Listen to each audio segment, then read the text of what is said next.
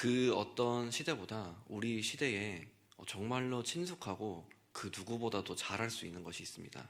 뭐냐면 자가진단입니다.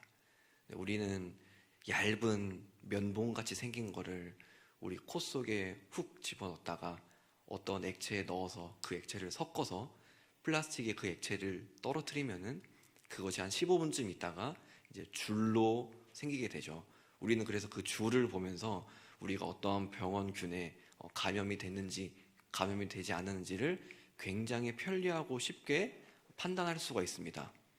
이렇게 우리가 살고 있는 시대는 우리의 육적 건강을 굉장히 쉽고 굉장히 간편하게 판별할 수 있는 그러한 시대 속에 살고 있기 때문에 굉장히 오랜 시간이 걸리고 복잡한 과정이 걸리는 것에 대해서는 우리가 좀 귀찮아하기도 하고 꺼려하기도 하죠. 뭐 가령 몸에 예를 들어서 어떤 굳이 코로나가 아니다 하더라도 몸에 어떤 이상 증세가 됐을 때 우리는 거기에 대해서 굉장히 예민하게 반응을 하면서 그것을 어떻게든 간에 곧바로 치료하기 위해서 병원에 바로 간다든가 아니면은 내가 이러이러한 증세가 있는데 혹시 어떤 병인지를 알기 위해서 바로 인터넷에 검색을 해서 내가 이러이러한 병에 걸리지는 않았는지 하고 그 걱정하면서 그렇게 막 예민하게 반응을 하지만 그와 반면에 우리의 영적 건강에 대해서는 그렇게 예민하지도 않고 그렇게 감각적이지도 않은 것 같습니다. 우리의 영적 건강은 우리가 우리 스스로 어떤 기준에 의해서 명확하게 판별할 수 있는 것이 아니기 때문에 결국 가장 마지막에 우리가 영적으로 건강했느냐, 영적으로 건강하지 않았느냐를 판결을 받을 텐데 그 시간이 우리가 사는 시간이기 때문에 너무 길어서일까요? 너무 우리의 육적인 건강에 예민하게 반응하는 것에 대해서 너무 무감각하지는 않았는지에 대해서 한 번쯤은 돌아보아야 할 것입니다. 오늘 말씀이 바로 그렇게 우리와 밀접한 연관이 되어 있는데 그런 오늘 말씀을 보면서 우리의 영적 건강에 대해서 다시 한번 되돌아보는 그런 귀한 시간이 되기를 소망합니다.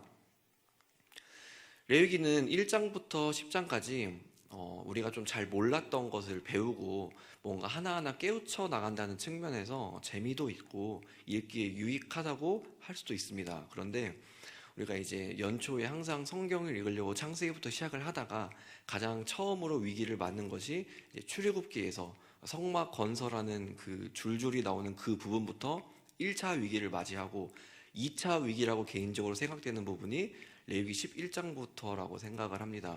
11장부터 뭐 친숙한 표현이 나오기는 하지만 그것이 우리의 삶에 그렇게 와닿지는 않습니다. 가령 뭐 11장에서 색임질을 하고 굽이 있는 그러한 동물들은 정결한 동물들이라고 하기 때문에 소가 대표적으로 거기에 해당이 되겠죠. 소고기는 왜 정결한데 왜 돼지고기는 색임질을 하지 않는다 해서 부정한 동물일까? 12장 같은 경우에는 이제 태아가 이제 나왔을 때 성별이 남성인 경우에 비해서 여성인 경우에 정결 기간이 2배가 더 긴데 왜 여자아이는 남자아이에 비해서 2배나 더 긴 정결 기간을 가져야 하는 것인가 등등 우리 시대에는 조금은 우리가 살고 있는 모습과는 맞지 않은 것들이 여러 가지가 쭉 등장을 하기 때문에 이 말씀이 분명히 우리에게 보여주시는 하나님의 모습이고 하나님의 말씀이고 그것이 우리에게 온전한 우리를 구원하시는 그 하나님의 모습으로 잘 받아들여져야 할 텐데 애초에 궁금증을 낳는 그렇게 뭔가 연결이 되는 우리의 읽는 모습을 보면서 도대체 이게 어떤 하나님의 모습을 보이는 것일까 고민이 많이 되죠. 13장도 마찬가지입니다. 물론 13장의 주된 키워드는 나병입니다. 우리가 나병을 하면은 우리 시대에도 신약 성경 같은 경우에는 문둥병이라 부르기도 했고 이제 우리 시대에는 한센병이라고 부르기도 하는 우리가 현재 우리 시대에도 있는 병원균이기 때문에 어찌 보면 친숙해서 우리 시대에도 있는 병이 이 시대에도 있었구나 하고 들여다볼 수 있습니다. 그런데 자세히 들여다보면 아는 것이 오히려 우리를 더 헷갈리게 만들죠. 이제 우리가 알고 있는 이제 나병은 이제 이런 병입니다. 처음에 피부에서 시작이 되어서 그 피부부터 이제 그 아래 조직으로 내려와서 결국은 뼈까지 상하게 만들어서 우리를 이제 스스로 움직이지 못하게 만들고 이제 고통스럽게 죽음에 이르게 하는 아주 무서운 병이죠. 그 나병이 더 무서운 것은 고통스럽다는 측면뿐만이 아니라 잠복 기간이 워낙 길기 때문에 내가 나병에 걸렸는지 안 걸렸는지가 굉장히 이미 상태가 늦은 상태에서 발견될 수도 있다는 것이 우리에게 조금 무서운 병이라고 할 수 있습니다. 잠복 기간이 최대 10년까지도 갈 수 있는 병이기 때문에 10년쯤 돼서 내 병에 이미 병균이 다 퍼진 다음에야 발견하면 그 다음에 남은 생에는 그것을 치료하면서만 이제 삶을 살아야 하잖아요. 그러다 보니까 고통스럽기도 하고 심지어 그 고통스러운 병이 내가 걸렸는지 안 걸렸는지 잘 알지도 못하고 또 전염병이라고도 하니까 무섭기도 하고 이런 여러 가지 것들이 있어서 나병 참 무서운 병이다 라고 알 수 있는데 13장을 들여다보면은 조금은 우리가 알고 있는 병과 다릅니다. 일단 기본적으로 우리가 알고 있는 나병은 사람으로부터 사람에게 옮기는 전염병이지 물건이나 옷이나 집에 옮기는 병은 아닙니다. 그리고 또 우리가 잠복 기간이 굉장히 길다고 말씀드렸잖아요. 아무리 짧아봐야 연단 위에 어떤 잠복 기간을 가져서 그 후에야 판별할 수 있는 병인데 13장에서 제사장은 굉장히 현대 의술보다 더 뛰어난 의술을 갖고 있는 건지 아니면 더 뛰어난 안목을 갖고 있는 건지 모르겠지만 최소 7일, 최대 14일 만에 그 사람이 나병에 걸렸는지 안 걸렸는지를 곧바로 판별을 하게 됩니다. 신기하죠. 우리 시대에는 그렇게 오랫동안 기다릴 수밖에 없는데 그 시대에는 14일이면 뚝딱 나와버리니까 편리하다고도 할 수는 있지만 우리가 이제 이렇게 생각을 해야겠죠. 그 당시에 그 사람들이 그러한 증세가 보였을 때 13장에서 나병이라고 부르는 그 증세가 생겼을 때 그것은 그들이 이스라엘 사람들이 내가 하나님 앞에서 온전함을 깨트릴 수도 있다는 위기의식을 갖게 하는 그러한 무서운 병이다 라는 측면으로 보시면 되겠습니다. 우리가 기본적으로 알고 있는 나병의 이미지보다는 그 당시의 사람들이 내 병에 피부에 뭔가가 생겼을 때 이것 자체가 내 온전함을 깨트려서 그것을 제사장에게 보일 수밖에 없을 정도로 굉장히 무서워하는 병이었구나 라는 것을 우리가 알고 넘어가면 됩니다. 이 13장에 나오는 나병의 원어는 짜라트라는 단어인데요. 제가 앞으로 말할 때는 그냥 짜라트라고 말을 하도록 하겠습니다. 우리가 원래 오늘 읽어야 할 말씀은 18절부터 39절까지 말씀, 좀 긴 말씀이었으나 똑같은 구조가 반복되기 때문에 그냥 20절까지만 우리가 읽었습니다. 이후에 기도도 끝나신 이후에 천천히 돌아가셔서 13장 전체를 읽으셔도 될 것 같은데요.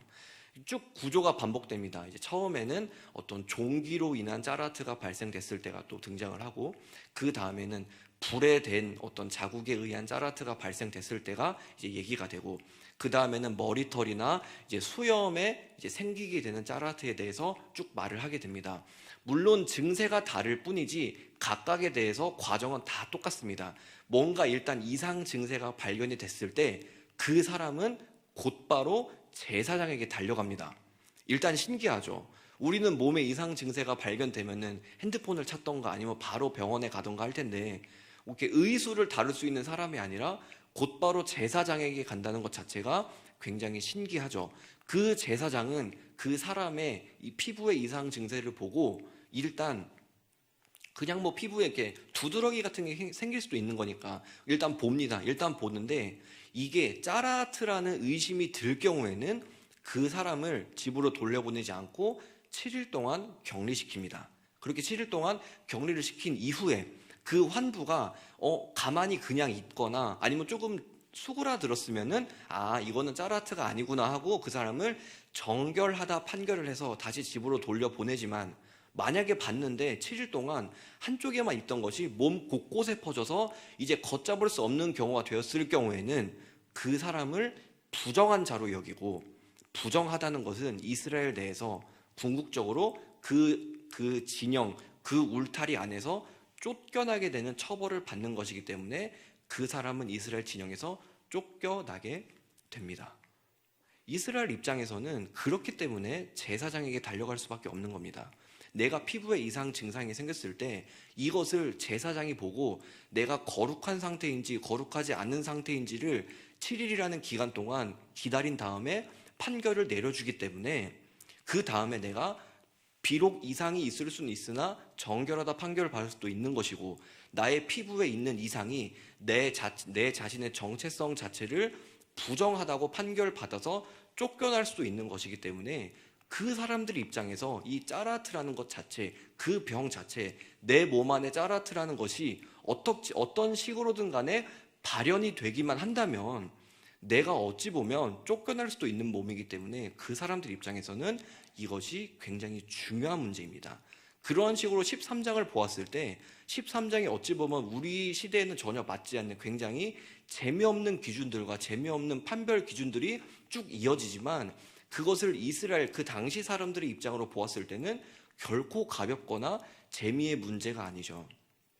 내가 이스라엘의 진영에서 쫓겨난다는 것은 어찌 보면 하나님이라는 정체성으로 이스라엘이 뭉쳐진 공동체이기 때문에 그 하나님이라는 울타리 밖으로 벗어나게 된다는 것이고, 우리식으로 표현하면은 울타리 안에서 벗어난다는 것 자체가 이제는 신으로부터 버림받은 사람이다. 너는 이제 신으로부터 버림받았기 때문에 하나님의 사람이 아니야 라고 낙인 찍히는 것이니까 그들의 입장에서는 이것이 굉장히 무거운, 굉장히 무서운 그러한 병이고 그러한 판결 기준이 되는 것입니다. 그렇게 보면 굉장히 무섭기 때문에 우리가 이것을 또 진지하게 받아들일 수 있어야겠죠. 당시의 제사장이 그 짜라트라는 그 병의 원인이 되는 것을 7일 동안에 판결을 하고 그렇게 정결하다, 부정하다 판결을 해서 그 사람이 정결한 사람인지 부정해서 쫓겨나온 사람인지 판결을 했듯, 마찬가지로 우리 역시 가장 나중에는 우리 안에 있는 죄 문제에 따라서 너는 정결한 사람이야, 너는 부정한 사람이야 라고 언젠가 판결받을 때가 올 것입니다. 우리의 참 제사장이신 그리스도께서 우리를 판결해 주시겠죠. 그들이 짜라트라는 병균이 있을 때 그들의 피부에 이상 증세가 드러나고 그 피부의 이상 증세가 그들을 부정한 자로 여기는 것과 같이 우리 안에 있는 죄 문제 역시 우리의 삶 가운데 끊임없이 죄의 모습들을 발현하게 만들고 죄의 모습들 가운데 살아가게 만들기 때문에 그 모습이 결과적으로 우리가 부정하다 여김 받을 수 있는 판단 근거가 될 수도 있습니다. 그런데 우리는 구원의 어떤 감격함, 구원의 기쁨 등을 굉장히 한 번에 팍 느꼈을 때 거기에 대해서 큰 안식과 큰 기쁨과 큰 자유함을 너무 잘 누린 나머지 그 이후에 내가 죄 문제에 대해서 내가 죄를 짓는 것, 내 삶의 모습 가운데 죄의 모습들이 드러나는 것에 대해서는 많이 무감각한 것 같습니다. 우리가 살아가면서 오늘을 걱정하고 또 내일을 어떻게 살아야 할지 걱정하고 미래의 나의 모습들이 어떻게 설계되어 가는가에 대해서 끊임없이 고민하고 걱정해 나가지만 동시에 그렇게 걱정하면서 한숨 쉬는 그 나의 이 현실의 삶의 무게보다 내 삶의 죄 문제가 그리스도를 믿는 믿음으로 해결됐다고 자부하고 있음에도 불구하고 여전히 나는 죄 문제 때문에 허덕이고 있고 내 삶 가운데 내 손끝으로 나오는 모습 가운데 내 입에서 나오는 말 가운데 여전히 죄의 모습들이 너무나 많아서 내 영적인 건강이 정말로 건강한 것인가에 대해서는 그 정도로 고민하거나 그 정도로 한숨 쉬지는 않는 것 같습니다. 내가 그리스도로부터 구원받은 사람인데 이러한 죄인의 모습을 보여야 하는 것이 맞나? 이렇게 살아가는 것이 맞나? 이러한 질문이나 이러한 고민을 설교 시간이나 예배 시간대, 기도할 때 물론 종종 생각하곤 하지만 이 자리에 나아가서 교회 문을 열고 나가는 그 순간부터 우리의 고민은 다시 우리 현실의 고민, 우리 삶의 고민, 우리 육적 건강에 대한 고민들로 가득 차서 더 이상 죄 문제는 내 삶에 중요한 것이 아니게 되죠. 이스라엘 백성들이 만약에 그 당시에 제사장이 너 짜라트일 수도 있어, 짜라트 감염됐을 수도 있어, 7일 동안 일단 기다려봐, 그렇게 했을 때 그 사람들이 7일 동안 어떤 마음을 갖고 기다렸을지에 대해서 한 번쯤 우리가 헤아려 보기를 소망합니다. 그 사람들이 그 7일 동안의 시간이 지났을 때 내가 하나님 안에 거할 수 있는 사람일 수도 있고 아니면 이스라엘 진영 밖에서 쫓겨나서 너는 신으로부터 버림받은 사람이야 라고 낙인 찍힐 수도 있었습니다. 그들에게 그 기다리는 7일의 시간이 우리에게는 죽기 전까지 삶의 시간이겠죠. 우리의 삶의 시간은 당연히 자유롭고 하나님 안에서 행복하게 누려야 합니다. 동시에 내가 하나님 앞에 온전하게 바로 선 사람인지, 내가 진정으로 그리스도로부터 구원받은 그 믿음으로 말미암아 살아가는, 죄로부터 멀어지고자 발버둥 치는 사람인지 대해서 굉장히 고민하고 나아가야 될 것입니다. 신학대학원에서 공부를 할 때 매 강의마다 이제 교수님들이 이런 말씀을 많이 해주셨습니다. 개혁교회는 항상 개혁되어야 한다, 뭐 이런 슬로건을 굉장히 많이 말씀해 주셨는데 맞는 말인 것 같습니다. 우리가 진짜로 믿는 사람이라면 우리 자신을 끊임없이 내 스스로 계속 뒤돌아보아야 하고 내 자신을 개혁시켜야 합니다. 개혁시킨다는 것 자체가 거창한 것이 아니라 죄로부터 조금 더 멀어지려는 나의 마음가짐, 그러한 행동들, 내가 진짜로 믿는 사람처럼 살고자 하는 책임감과 그 책임감으로부터 살게 되는 우리 삶의 모습들, 어제보다는 나은 오늘, 또 오늘보다는 나은 내일이 될 수 있도록 그렇게 하나님과 가까워지는 우리 모두가 되기를 소망합니다. 기도하도록 하겠습니다. 감사합니다, 하나님.